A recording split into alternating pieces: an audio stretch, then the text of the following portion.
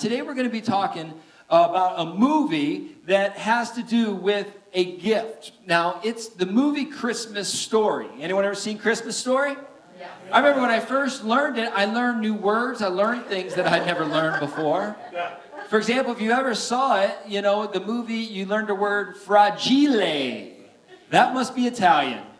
No, it's fragile, and you just can't read, all right? So that's what he thought the word fragile was on his leg lamp. And I also learned about the power of a triple dog dare, all right? Triple dog dare, there's no turning back from that, especially when you put your tongue on a flagpole. But I remember the main character in A Christmas Story, what did he want for his gift? Not just any Red Ryder, right? It was a Red Ryder carbine action 200-shot range model air rifle. He knew what he wanted. That for him was the perfect gift. But in the movie, he opens up one of his gifts. And, well, let's just say in his mind, it wasn't the perfect gift. I totally relate with that dad. You look like a deranged Easter bunny, right? That for him was not the perfect gift. See, because when we talk about a perfect gift does something. See, a perfect gift, when we get it, it meets the greatest need that we have. Now, when we're young, maybe that greatest need was fulfilled in an easy bake oven. So it was the perfect gift that lived forever. Maybe older in life, or even as a young adult, you get this gift of a horse. And at the time, that met a need that you had. See, that's the thing about a perfect gift. A perfect gift is going to meet the greatest need that we have. Now watch this. As mankind, we have a need too.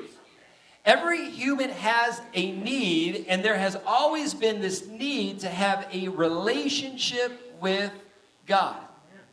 And throughout history, this has always been a need, and different folks at different times have tried different avenues or different venues to fulfill this need. Some would say that there's like a God-shaped hole on the inside of us that sometimes we try to fill with different things. We try to fill with money, stuff, sex, relationships, people, things. And so we try to fill this God-shaped hole with all this other stuff. But what we find is that nothing can fit this hole except God. It's a God-shaped hole. See, he's the only one that can fulfill that. He's the only one who can meet that need. So what we often do in our lives is we try to figure out, okay, if there's this perfect almighty God and I have this God-shaped hole inside of me, what I need to do is I need to figure out how to get his attention. I need to figure out what can I do to make God love me or to make God love me more. And so we come up with all these great ideas, right? Well, we have this idea, well, if I can just do the right thing, if I can just behave correctly, then maybe God will notice me, then maybe God will like me.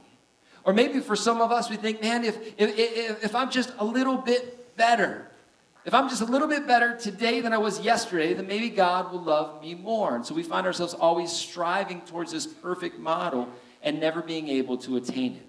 Or maybe for others, there's this thought like, if I can just give a little bit more, if I can just give a little more financially, if I can just give a little bit more of my time, if I just give a little bit more, maybe God will notice, maybe God will care for me more. Or maybe for others, we just have this thought like, if I just say the right thing. And so throughout history, mankind has been trying to answer this question. How can I get the attention of God? How can I earn God's love inside of my life? The problem is when we start trying to come up with that solution in and of ourselves, we find out that we can't fulfill it. In fact, if we went to the book of Isaiah, chapter 64, verse 6, we would see why nothing we're ever going to do is going to be good enough for God. Here's what Isaiah 64, verse 6 says. All of us have become like one who is unclean, and all our righteous acts are like filthy rags.